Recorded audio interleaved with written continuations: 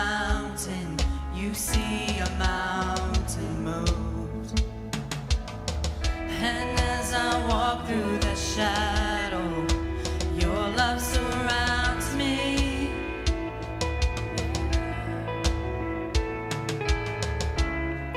There's nothing to fear now, for I am safe with you. So when I fight, I'll fight on my knees, with my hands lifted high. Oh God, the battle belongs to you, and every fear I lay at your feet. I'll sing through the night. Oh God, the battle belongs to you.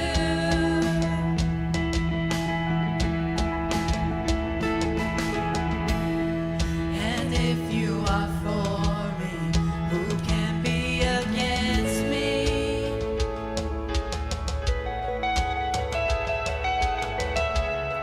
For Jesus is nothing impossible for you.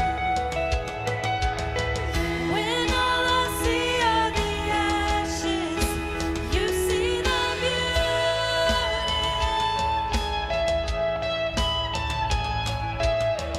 When all I see is a cross, God, you see the empty tomb.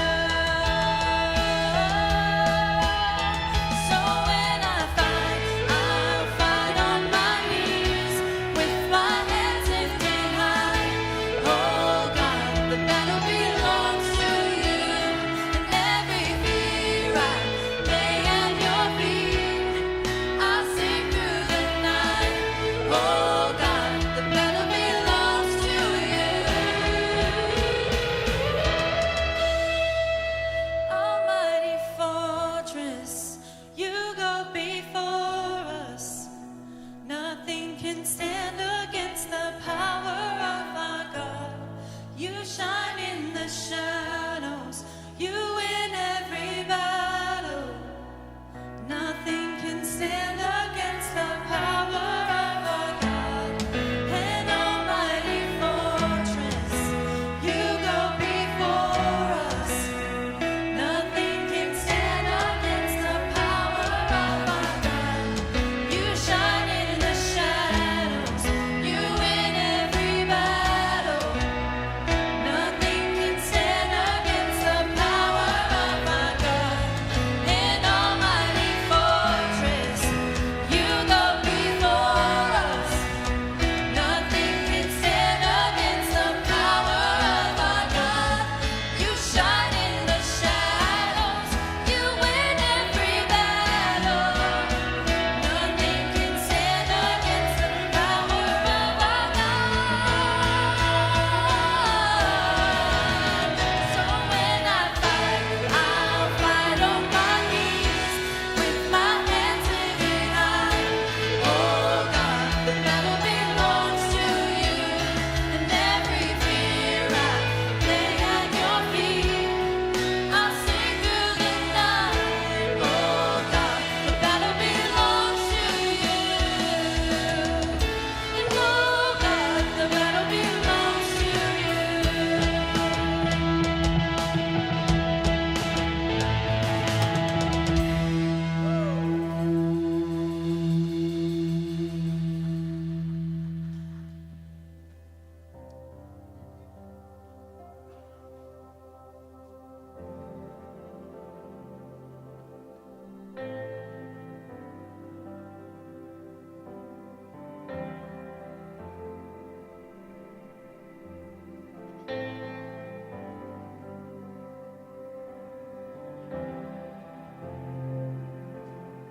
You are my reward, treasure of heaven.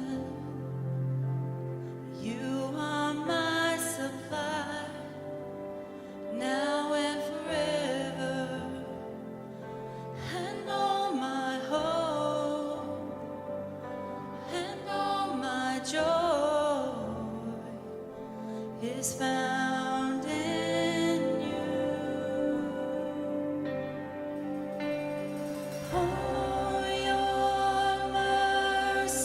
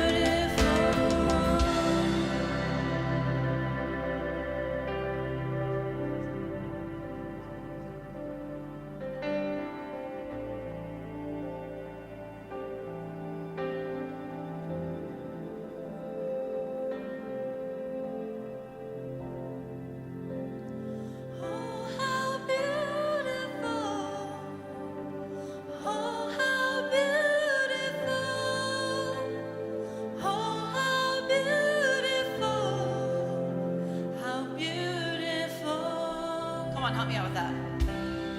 Oh, how beautiful. Oh, how beautiful. Oh, how beautiful. How beautiful. Oh, how beautiful. Oh, how beautiful. Oh, how beautiful. How beautiful. Oh, how beautiful. Oh, how beautiful.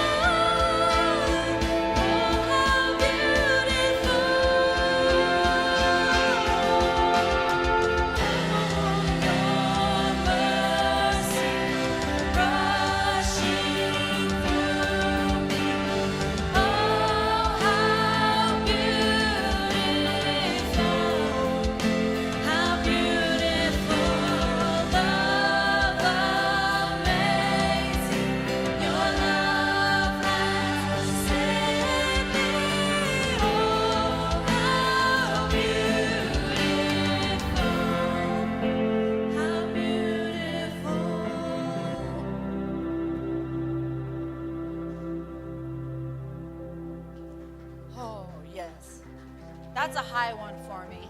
We might need to go a key lower next time, but I tried.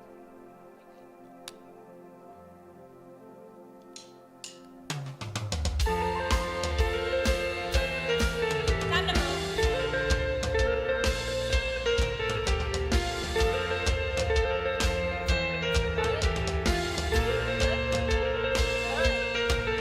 Your word is a lamp unto my feet.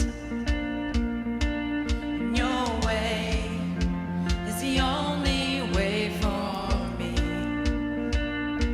It's a narrow road that leads to life, but I want to be on it. It's a narrow road, but the mercy's wide, 'cause you're good on your promise. Come on. Now take you at your word. If you said it, I believe it. I see how good it works.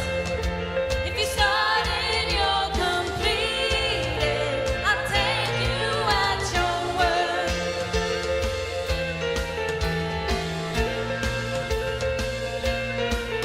You spoke, and the chaos fell in line. Oh, I know, 'cause I've seen it in my life. It's a narrow road that leads to life, but I want to be on it. It's a narrow road, the tide is high, but you're caught in the water. Now take you at your word. If you said it, I believe it. I see how good it works. If you started, you'll complete it. I'll take you at your word. If you said it, I believe it.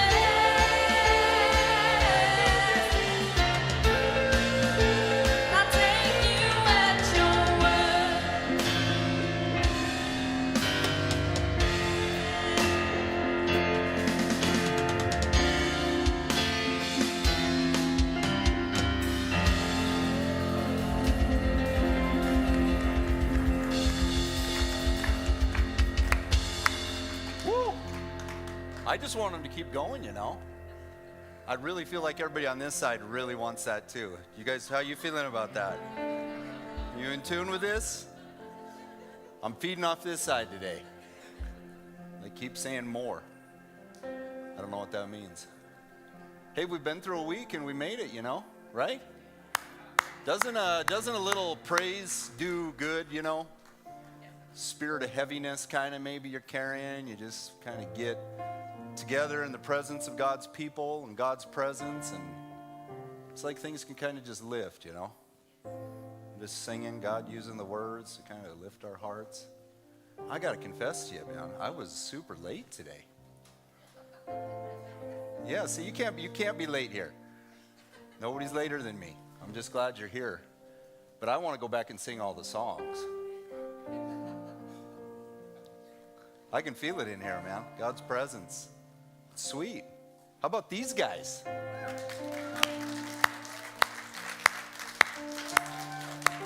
I mean, it is all about them, right? It's all about, yeah, dude. That's my sister-in-law, by the way. It's all about the Lord, you know. We come together. It isn't a performance. We're not doing this just to stare at these guys and judge them.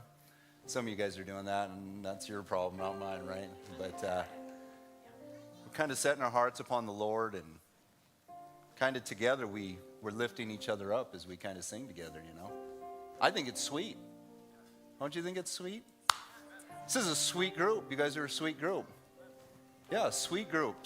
They lift my spirit. So what I'm saying is my son is terrified. He's on the slides today. He's terrified right now. Poor guy. Yeah, let's go back to that bridge. How do we get there? Scott, can you help him get there? It's in the moment. Man, let's lift it up, guys. Be free, be loved, be accepted. Get that beat going. Let's go.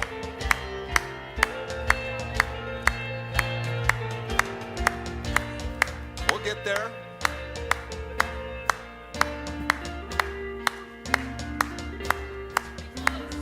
Close.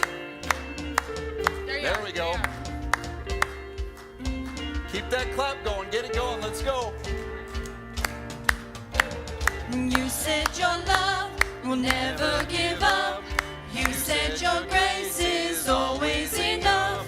You said your heart will never forget or forsake me. You said I'm safe. You called me yours. You said my future's full of your hope. You've never failed, so I know that you never fail me. You said your love will never give up. You said your grace is always enough. You said your heart will never forsake me. Come on. You said I'm safe. You called me yours. You said my future's full of your hope. You've never failed, so I know that you never fail me. And I take you at your word. Come on. If you said it, I'll believe it. I see how good it works. If you started, you'll complete it. Come on, I take you at your word. If you said it, I'll believe it. I see how good it works. If you started, you'll complete it. I take you at your word. 'Cause you're good on your promise. Oh yeah, you're good on your promise.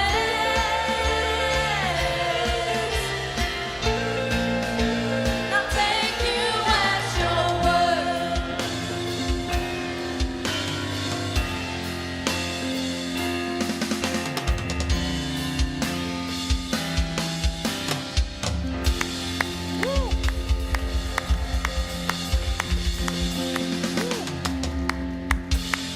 We thank you today, Lord. We love you so much. And we thank you for the love you have for us, the hope you give to our hearts. It's freeing, it's liberating, it's empowering.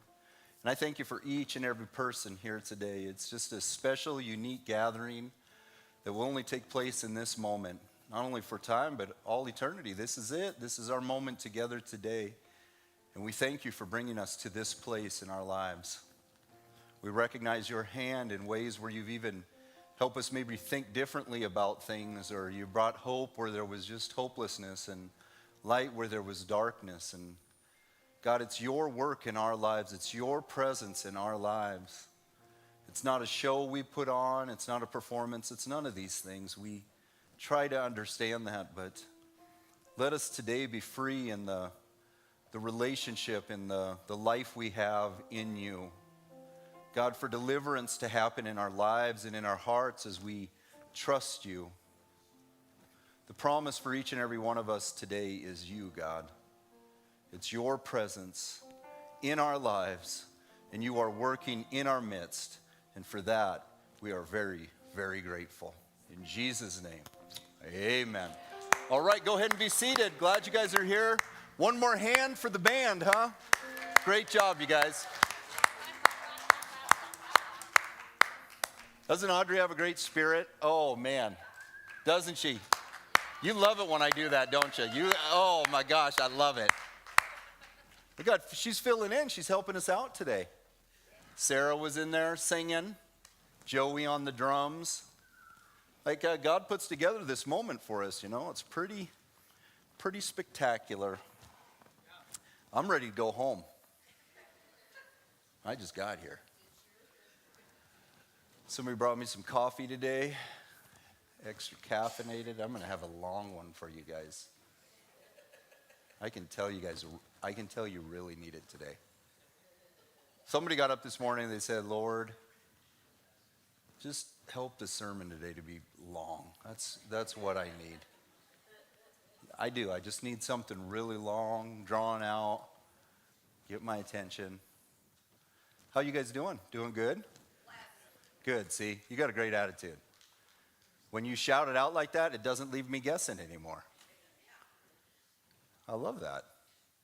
I'm doing a good job. I always say this. I know you guys don't like my humor, but I am doing a pretty decent job so far this morning reading your guys' minds. I'm generally, and I feel like we're pretty, well, it's, now that I said that, I'm like, dude, you need to get a filter, and now all these people are like,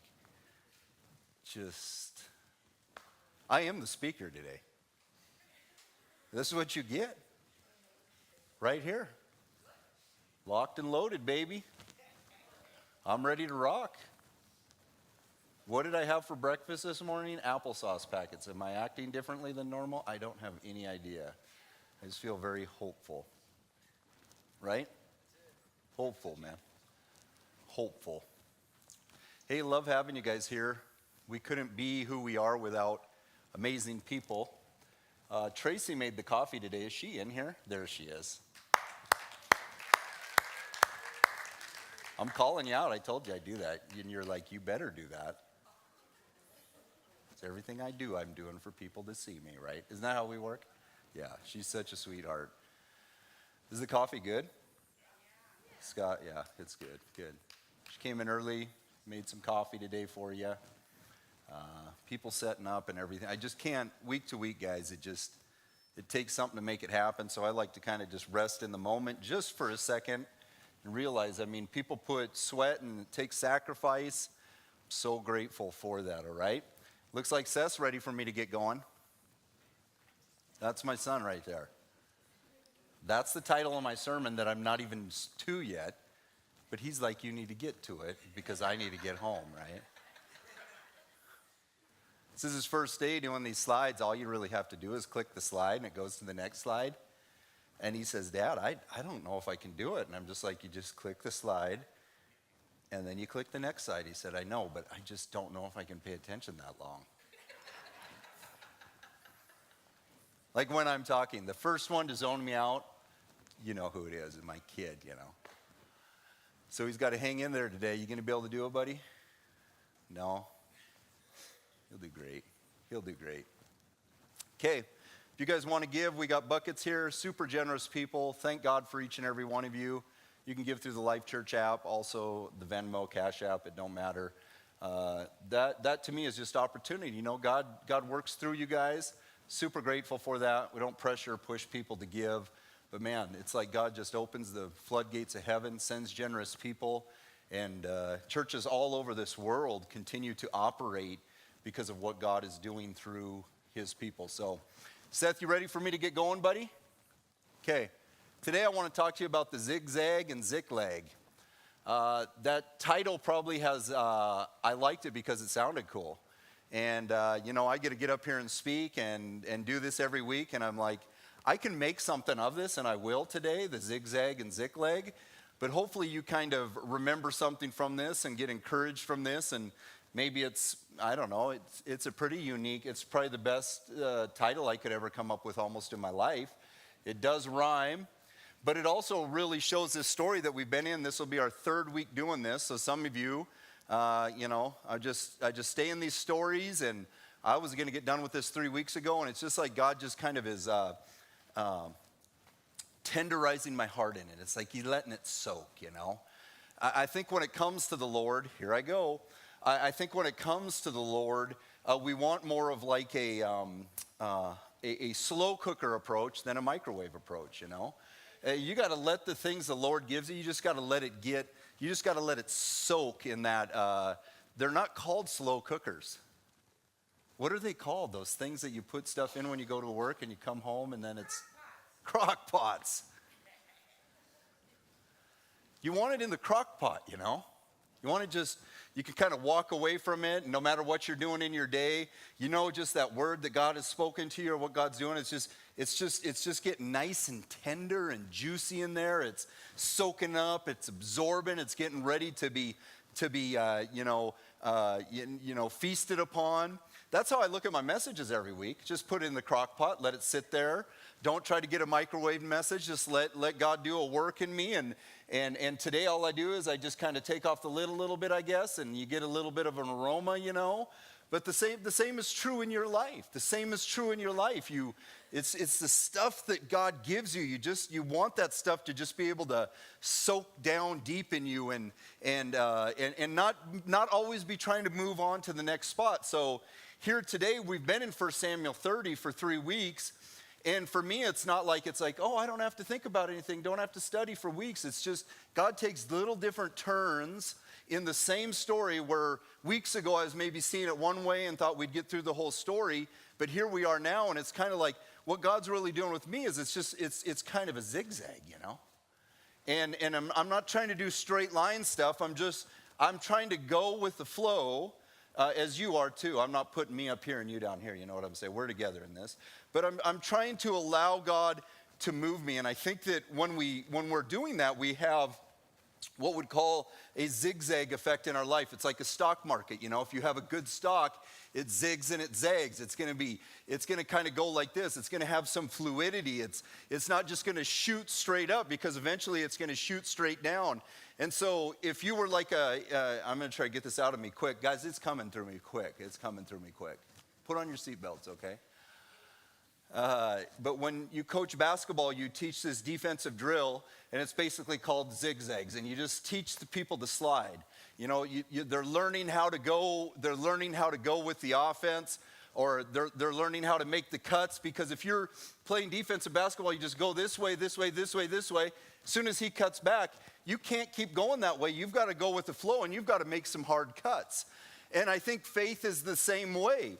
I want to put it this way, like I want to put if I'm looking at maybe the devil or some sort of evil or some sort of opposition that I face, they're the one that's on defense, and trying to slide and trying to stop me and trying to stop my flow and cut me off and get me to turn over the ball or fumble it or whatever. But what I want to do in my life and what you want to do in your life is the same thing that when I'm coaching basketball, I would ask the offensive player to do with the defensive player.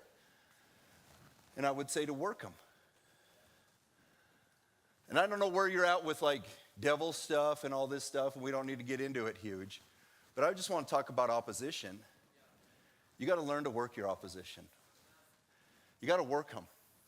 You got to make them work hard. And what we're going to see with David is his zig and his zag. And when he had the defense on him, when he had the opposition on him, he was really working to find a way through. He was working to find a way through with the Lord. And when you're doing that, there's such sharp cuts where you're going this way and you just take off this way. And that's how you beat defense in basketball, right? You show you're going one way, you make a hard cut, and hopefully your defender is still going this way, and you bust this way until they kind of recover and get their big snooty nose in front of you again. But you've got to keep working at it. And so that's kind of where my heart is coming from today. I feel like I'm talking fast, but that is Sarah's fault. She's the one that brought me that coffee, and I told her this baby's going to be long. So I'm trying to really talk fast because I got a lot to fit in. How are you guys doing? My mind reading has went down the tubes. I'm still thinking about what I said in the introduction. I'm like, you talk too much. You don't even know how to do the church stuff, buddy. You lost them all at something I said a while ago. I'll cry about it later. I get excited, man. Sweaty, can't breathe. That's what happens when you get up in your 40s, dude. My mind's going fast and my tongue is flying, but my body is saying, dude, what are you doing right now? How bad you want to be sweating in front of everybody and huffing for air, and all you're doing is getting up there and talking.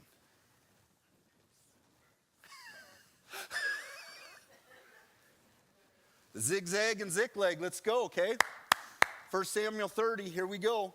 Now when David and his men came to Ziklag on the third day, the Amalekites had made a raid against the Negeb, which is just like this desert area, and against Ziklag. So Ziklag is this place that David possessed, and it was David's a great king in the Old Testament. You can read all about that, and he is a historical figure, but we also can get great inspiration from him. And Ziklag was this city that was given to him where he was living out, he was provided for there, he had his family there.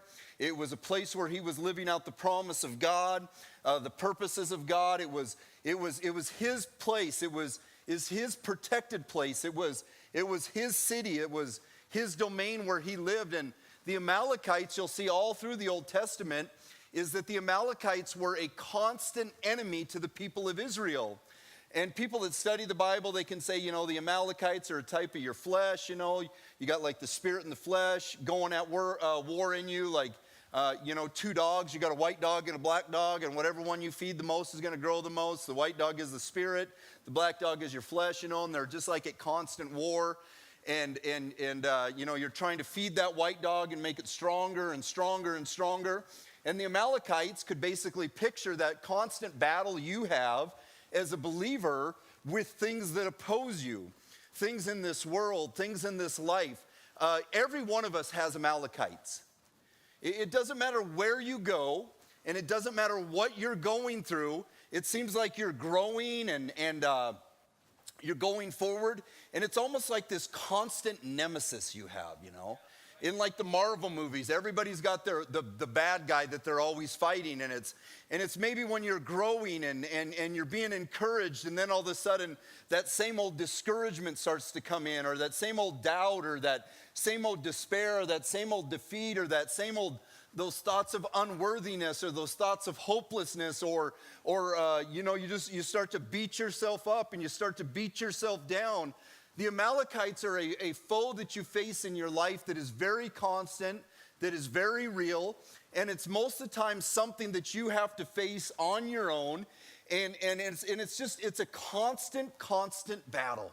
It's always throwing something at you. Like maybe my Amalekite could be, I would not so much say depression, but I would say what my depression does to me.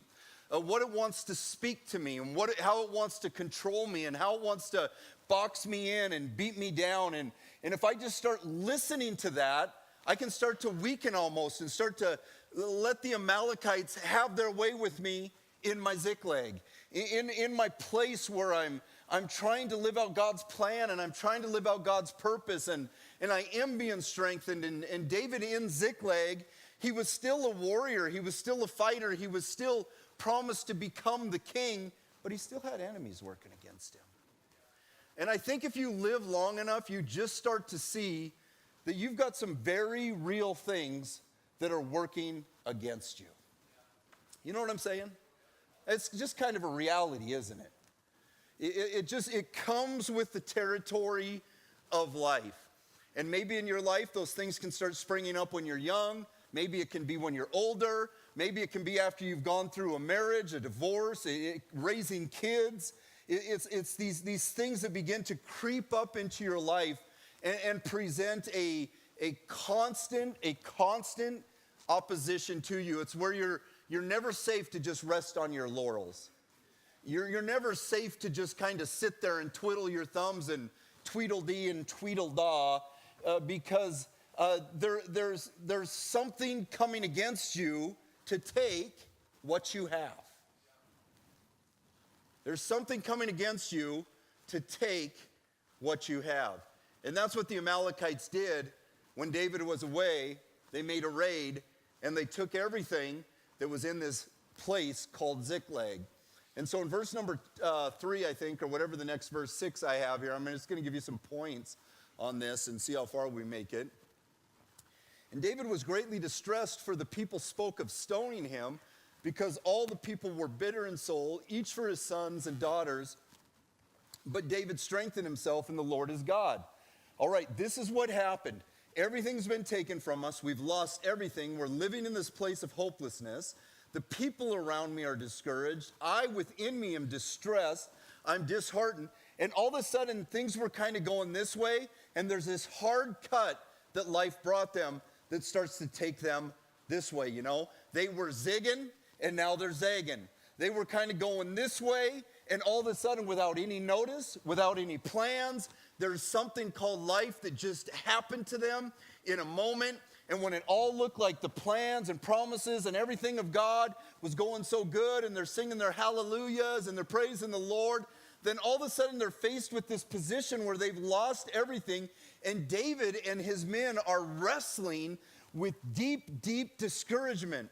And that's what I believe in our life. We've got to be able to allow ourselves to zig, but we've also got to allow ourselves to zag. And so I hope this is being clear to you. So if I consider myself a person on offense, and basketball is a game that they play all over who doesn't know what basketball is? This guy. Because I will get into it. James Naismith invented it. It was like in something. It is in Kansas. They just, you know. But you know, you have offense and defense, and I would consider myself a person on offense. You are a person on offense. And when that defense cuts you off, whoops, excuse me. That wasn't me, that was that. When that defense cuts you off, you don't just stop, pick up the ball, set it down, and then go home and say, I'm done playing. When the defense cuts you off, you take your cut and you bring it the other way, because this is the way where open court is and where the open field is. And all too often what happens is we're playing Christianity and we're dribbling and everything's going so good. And then the next thing you know, you face opposition. You're like, why doesn't God love me? Nothing's ever working out. I try. I can't pay my bills. See, that's your Amalekite. God's not going to take care of you. Who do you think you are trying to be spiritual? Look at where you're at again. What's the point of even trying? Why don't you just give up? Why don't you just go on? Why don't you just stop it?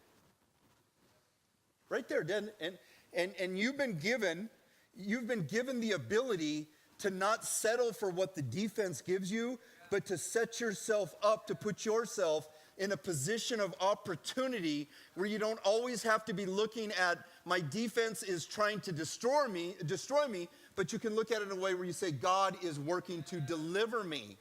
And I think if you can zig and zag with your faith, you're going to be a lot more free, because you're going to face things that want to stop you and cut you off. What we would teach in basketball, I'm teaching now, buddy.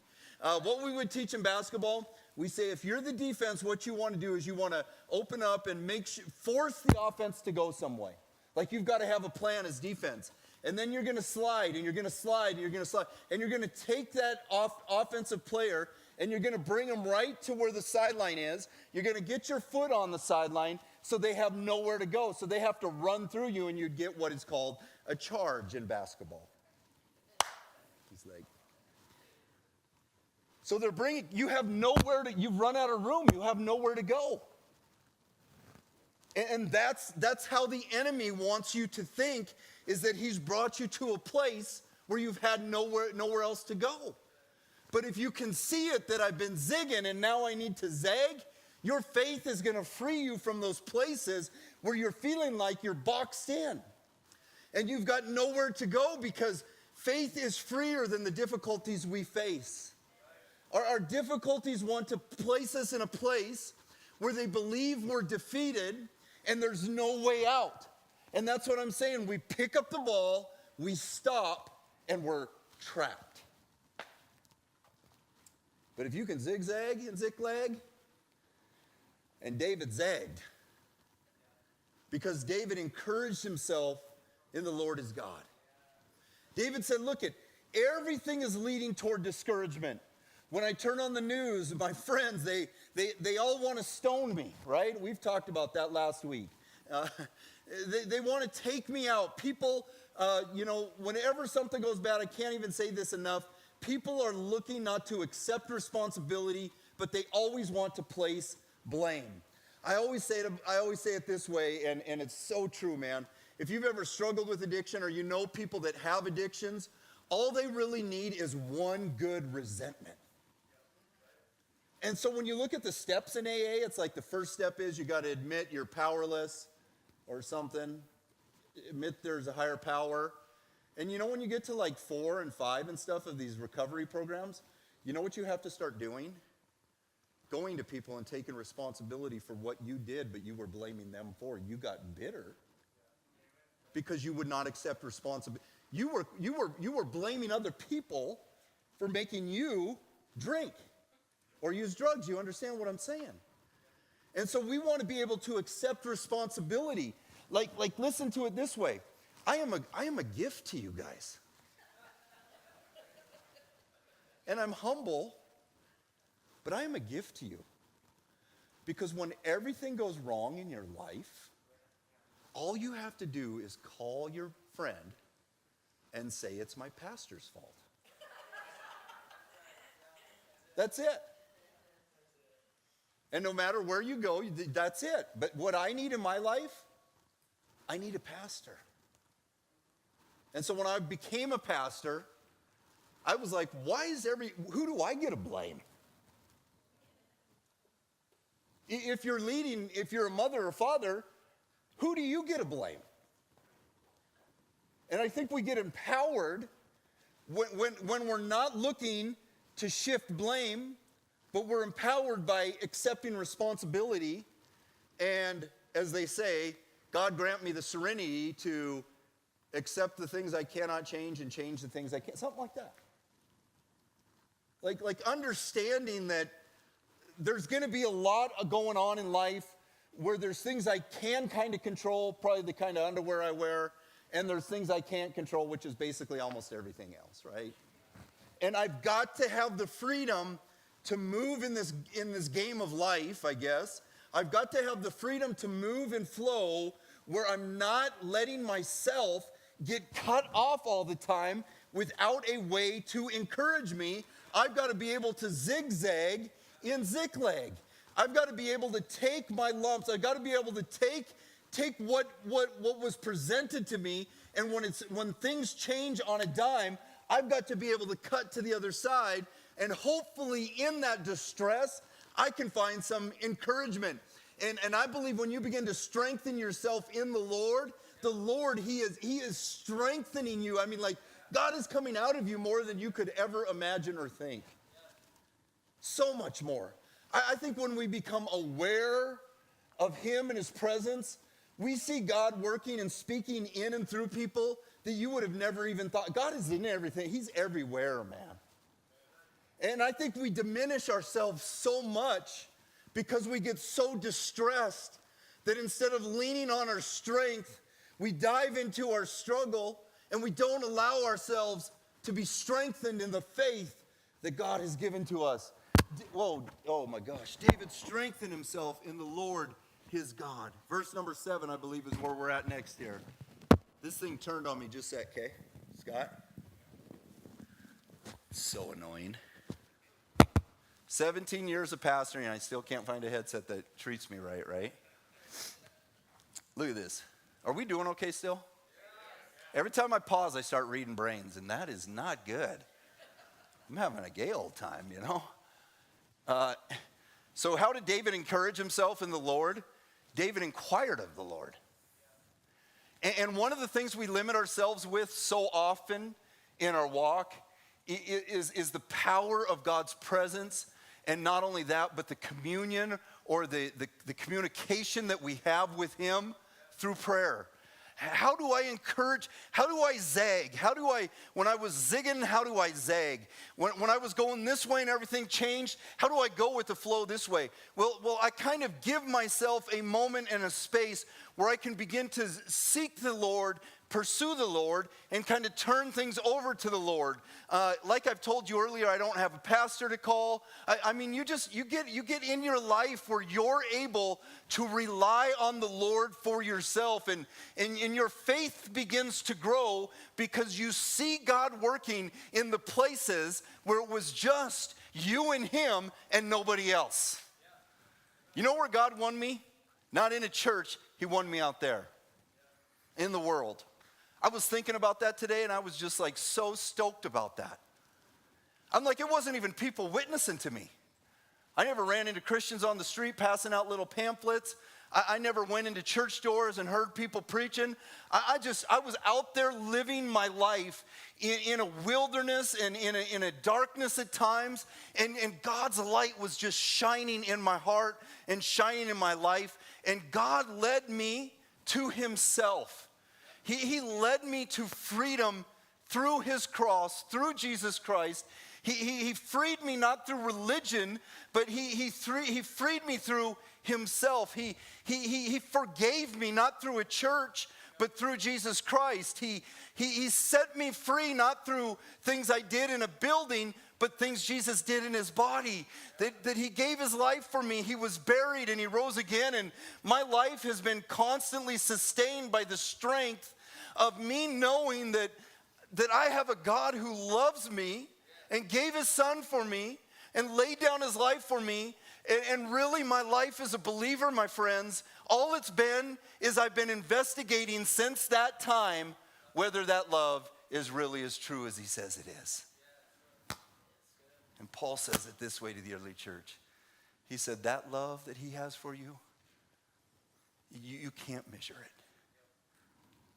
it. And I want to encourage you as a believer and as someone that's following the Lord, just continue to dive deeper into his love, and you will find that his love is a staying love. And it does not leave you, and he will not forsake you. And in your life, when everybody forsakes you, what David did is David inquired of the Lord, and he said this, shall I keep going? God, you want me to stop here? I think sometimes we have to have very real conversations in our life where we say, is this the end of this season for me? Do you want me to stop here? I was talking to my uncle who was in ministry for like 20 years, and he served the Lord with all this desire, and he said, there's a psalm that says, God gives me the desires of, or something about desire, that God will give you the desires of your heart. And he had a real desire to serve, and like God put that desire in him. But he said also after 20 years, he believes if God gives it, God can take it away. And God kind of took away that desire from him.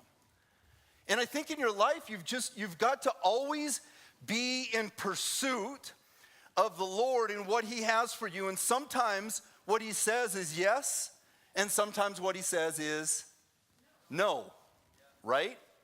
And I think when we follow the Lord, we forget that there's still no's out there. I believe Garth Brooks said it years ago, some of God's greatest gifts are unanswered prayers. Think of where you'd be if you got everything you prayed for.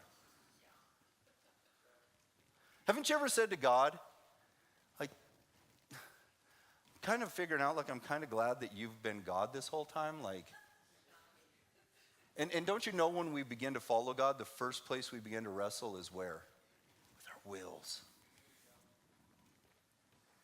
It hurts to be told no. We want a yes God, right?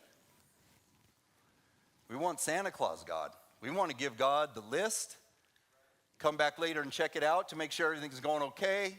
If he lines up with what we asked, we'll be back next Christmas. But if he slights us in any way, shape, or form, it's like, I got to get out of here, you know. So I think sometimes what the enemy will do to you, or your opposition will do to you, is lead you up to a hard no. And then see where you go. Right? I'm not trying to threaten anybody. I'm just saying that's what happens. I wanted to go, and I got to know. And David says, shall I overtake them? And he answered him, the Lord answered him, pursue, for you shall surely overtake and shall surely rescue. So as David begins to pray, he begins to experience power that comes through hope. And I believe in your life, God, how do you explain how God speaks to people? I don't know, but I know in your life that God is communicating to you, that God has spoken things to you that have revived your hope and revived your faith and revived your love. There's places where you found in your life where you really had nowhere else to go, but you went to the Lord, and when he spoke to you, he said, pursue it, go after it, go forward, be strong, be courageous, go get it. I had Don, the guy that cleans up around here. He's such a good dude, man. If you ever see Don, he's got sweet dreadlocks, works for the Myrna, but he's become a real good friend to me, and I have fun talking to him all the time whenever I see him. Says to me last week, he says, man, does that stuff just come to you right on the stage? Like, do you just sit around all week and eat Twinkies? And yeah, I do. I have to binge watch Netflix because I don't know what you guys are watching out there, Because see, I'm losing myself, aren't I? And he says, does that come to you up there on the stage? Kind of in that moment, I get asked that question a lot. Like, I don't have any notes. If you look down here, this is that right there, But I don't speak with notes because I feel like it restricts me. Like I got something I want to say, but really up here today, I'm free to say whatever. I don't have a point B. I'm reading the room. I'm figured out when you guys get sick of me, which I figured out was about 20 minutes ago. Battling through the depression and discouragement that comes with that. But I see my therapist on Thursday, and I'll be okay again, all right? Come here on Sunday again and get crushed by myself. And I said to Dawn, no, it doesn't come to me there. If it came to me there, I'd be in a lot of trouble. Like, I'm not just up here going, oh my gosh, God, sermonize me. Sermonize me for all these spectators today, and, just really help me give them church, Lord. But I told him this, and it came to me right in that moment. I said, it doesn't come to me then, but it does come through me. Like, everything I'm speaking to you guys, with the exception of some things that do literally come to me here, it's me being able to see my life, like even throughout the week or throughout the decades or whatever, where God's just taken things that he's showing me that I didn't even know I was seeing at the time, and he brings it to this place, and he's already given it to me. Now he's just given it through me. And that's what you are. You're vessels. So what did David do? David had God speak to him, and now God's going to speak through him. As he begins to pursue and he begins to go forward, the power happens when the two becomes a through. And that's what we want in our lives, isn't it? We want it not just to come to us, but we want it to come through us. And if you think back in my analogy of basketball, for this gentleman, right, buddy? You're still here. You're nodding your head. No, you're not. You're lost. When we think to the analogy of basketball, there's a lot of people that God has given talent to, but that talent doesn't come through them until they're actually in a position to play in a game and be a part of a team. That's what you are as a church. God has gifted you. He's given a gift to you. And it's your responsibility to let the gift come through you. Right? You don't think you have a gift, but he has given it to you. The battle is, am I going to let this come through me? See, God has uniquely gifted each and every one of us in different ways. All you're seeing right here, right now, is a guy that God has gifted to speak through. I'm a gift. I mean, seriously, dude, I'm a loser. I got nothing going for me. I'm a down and out. I'm not super spiritual. You guys are more spiritual than I am. It's clear to me. I'm not kidding you. You think I feel like I'm like the most holy guy? It is a gift, man.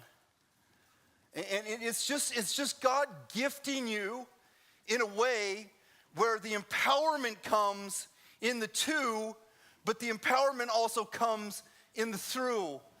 And the zig and the zag, it's not just God is speaking to me, but God is working through me.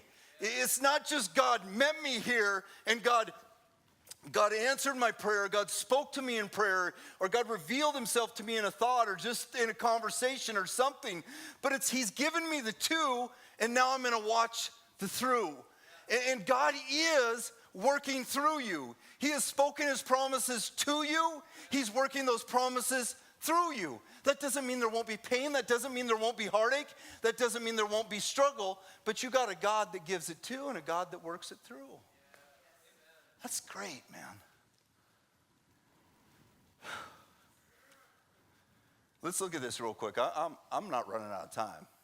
I'd said somebody prayed. I'm going 2 hours. You'll find out, yeah. Look at this in Psalms. This is great. So David, if you go to Psalms, you can see his heart, like his spiritual diary. And I would encourage men to read it, and I'd encourage women to read it. There was a period of 2 years where all I read was the Psalms.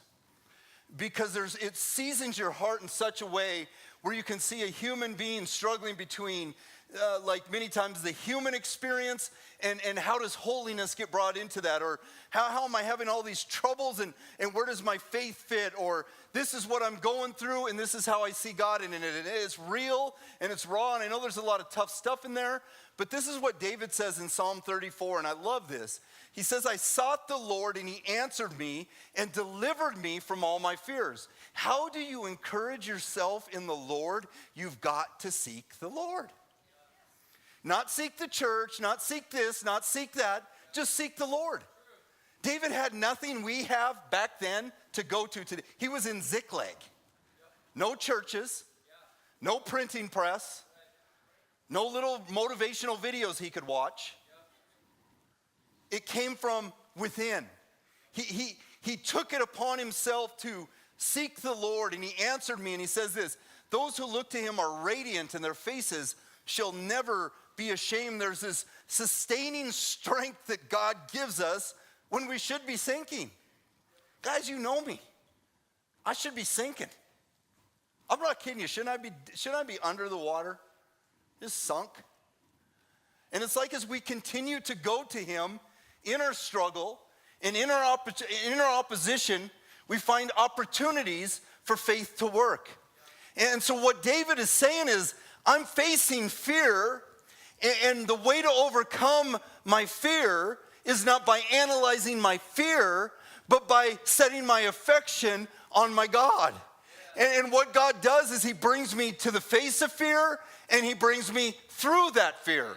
And an Amalekite, you can maybe say, is the fears that you fight in this life that constantly take on a different form or a different shape. It's like you fought one fear 10 years ago, and you're facing something today, but if you put a label on that, it's the same thing it was back then, just in different clothes. It's just fear. It's a fear of this or it's a fear of that.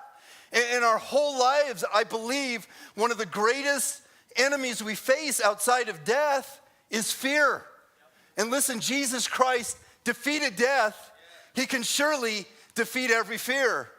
It says in the book of Hebrews that before Christ, everybody was living subject to bondage. They were living in this fear. They were living in this fear and captivity of death. But what Jesus Christ did through his resurrection is he brought life and light and immortality.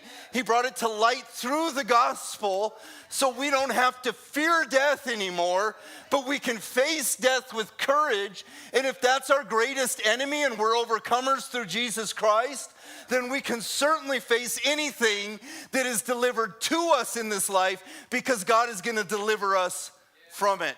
Fear is no match for your faith. Fear is no match for your God. Clap it out louder, buddy. You need that clap. It's truth, man.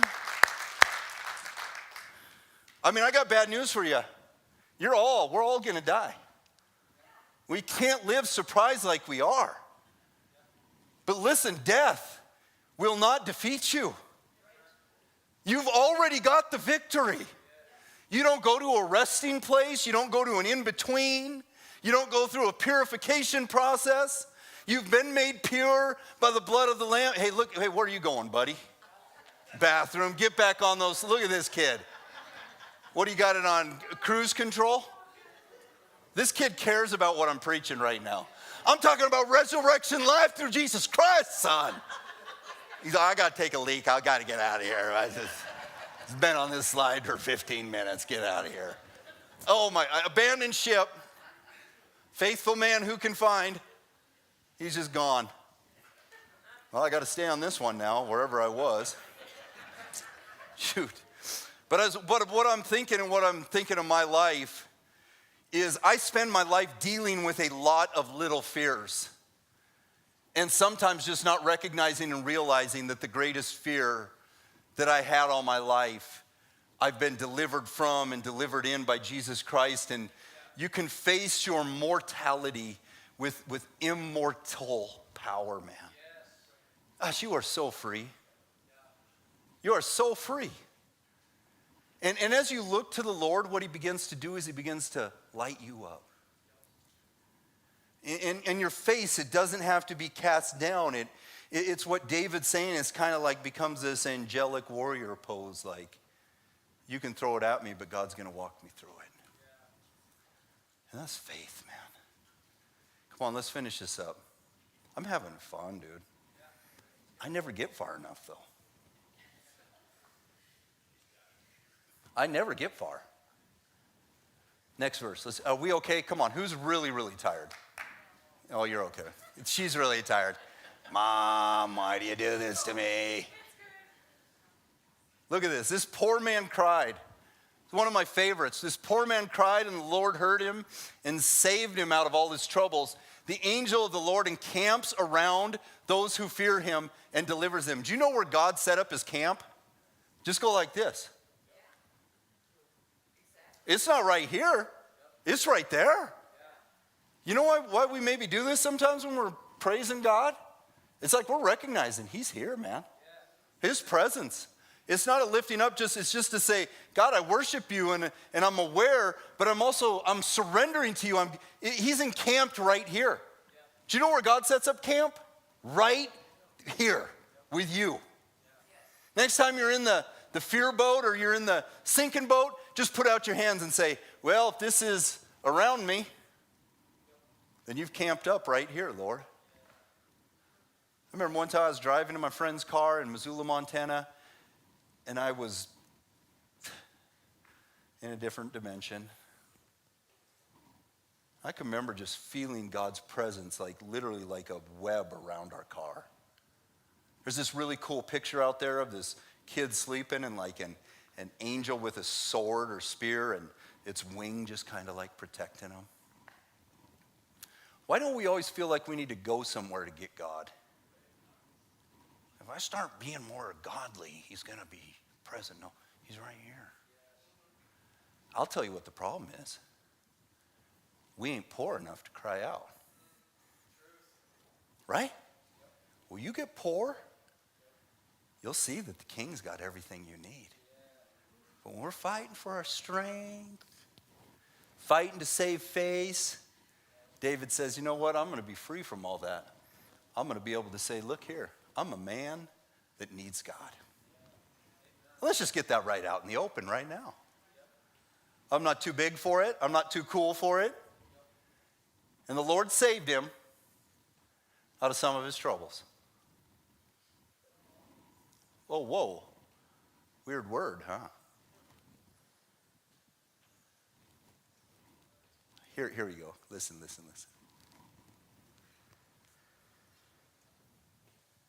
Oh, does that make sense? Maybe. God will save you from your trouble when you face it, but not when you flee it. And I think I say this a lot. Like, you think there's a different way to get away from your trouble, but the reality of it is, you just met one Amalekite, one trouble that became too much for your bubble bursted, and now you're trying to find a way in life where you can escape the trouble that you're unwilling to face and maybe shift responsibility. But the reality is, God brings us to a place where we've even seen with Pharaoh and all these things that we've looked at here, is that God's not telling us how to flee our troubles, but God's telling us how to face our troubles. And that we can face our troubles with courage, we can face our trouble with strength, we can face our trouble with power, we can face our trouble with perseverance, we can face our trouble with the presence of God, the promise of God, the provision of God. We can stand and face it, and what God does is he delivers you trouble after trouble after trouble after trouble after trouble after trouble after trouble after trouble after trouble. You know what we want? I believe is a faith that gets to a place where we say, I ain't got no more trouble. Trouble's gone away. Hey, hey, hey. But trouble has a way of finding you, doesn't it? Has a way of finding you. It's little ugly, skinny waggies, leggies, and just snooty nose and just ugly. And when we want to be trouble-free, there's no such thing. What we're really saying is we want to be trust-free. Bucoo. That just came to me. Just a nice little fluffy thought down from the heavens. Floated it right out to all of our beautiful little bodies and faces and souls. You got the faith, man. Last verse, I'll finish the story next week. I was going to read this whole psalm. I'm glad I did, and so are you. Oh, taste and see that the Lord is good. Blessed is the man who takes refuge in him. Next verse, please, is the one. Many are the afflictions of the righteous, but the Lord delivers him out of them all. And what David learned in his life is that he brought the zigzag to ziklag. I know he didn't call it that, but I can look at his life and I can see that this was a person that got in the flow, and when he started facing trouble and he started facing affliction, he was looking for a way through, he was looking for a way forward, he was looking for a way to move. And I've always said it this way, I love it. Many are the afflictions of the righteous. You're going to go through it. You are going to face afflictions. It's not affliction free, but the Lord delivers him out of them all. So the final score is always whatever, affliction 3, deliverance 4. Welcome back, buddy. Oh my God, the walk of shame. You're grounded. No more iPad. Call of Duty's off. Don't you feel like sometimes your afflictions are too much, you know? Trouble's too great, the pain's too great, the price. And the deliverance there for you, my friend, is always one more than the affliction. And how did David encourage himself? He just continued to seek God. He didn't continue to seek people's expectation of him, but he continued to place his expectation on the Lord. That the Lord became his expectation. And I think if you could give yourself the freedom to flow, the freedom to zig, and the freedom to zag, and this is the very last thing I'm saying today, is that, and I feel like the Spirit really spoke it to my heart today, is that I'm just playing too soft. You know, like I know I got defense, and when I get in basketball practice and we start up again here soon, I'm going to keep saying to those girls what I've been saying for years, is you got to work that defender. If you don't work them, they're going to get into the game. They're just going to get beat right away, but you got to work them. And what I want to tell you, because you've got it in you, is you got to work against your opposition. You got to put up a little bit more of a fight. You got to put up a little bit more of a, you got to put a little bit more of a hard cuts and trying to make moves and trying to simulate something that's real instead of just letting yourself be constantly dictated by basically a defenseless defender that all he can do is just like the noodly devil. He's all he can do, got no power over you, man. But you got to work it. You got to make those cuts. You got to let that faith go, and you got to let that faith grow. And you got to see that it's not going to come through me, but it's going to come through you. God has given to you grace. God has given to you his Spirit. God has given to you his power. God has given to you his resurrection life. God has given to you life. God has given to you love. God has given to you mercy. God has given to you the overcoming ability. God has given to you courage. And what he's going to begin, he's going to do, he's going to work through you. Work that mercy through you. Work that courage through you. Work that love through you so you're not overcome by bitterness and overcome by these things, but letting the affliction not get the final word, but letting your affection get the final word that says, my affection is set upon you, God. And listen, I'm waiting on you one more time to deliver me, and I'm going to zag right your way. Thank you, God, I guess. I do thank you. I get really encouraged by you. And it's not because I'm in the room. First and foremost, it's because you're here. Like your presence is palpable, you know. But it's the presence of these hearts here. They're the true warriors, Lord. Fighting the battles. Going through it week after week. Out there in the battle.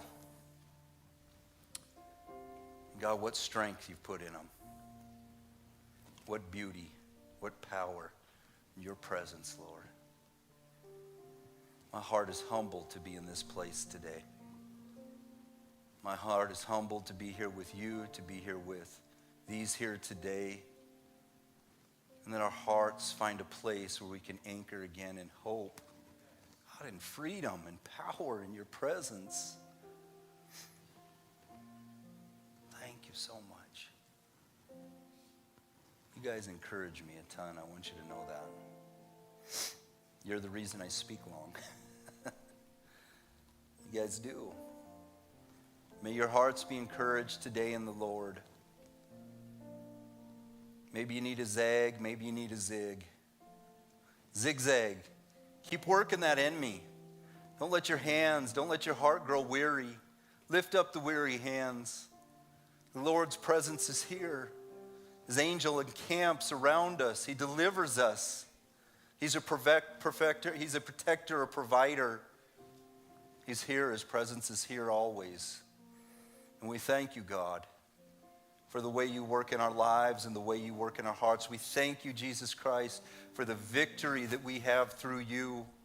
Thank you for your cross, your resurrection, and the reality of all that comes with it. Thank you today for the life that we have in you.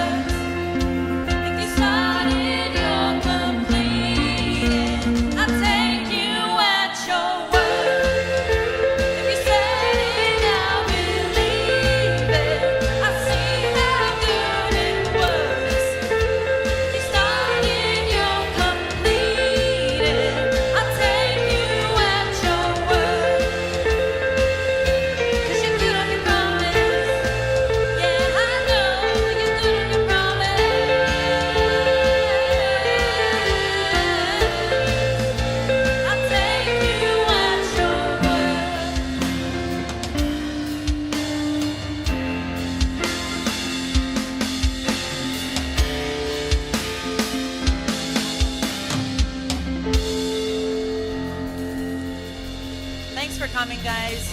Have a great week.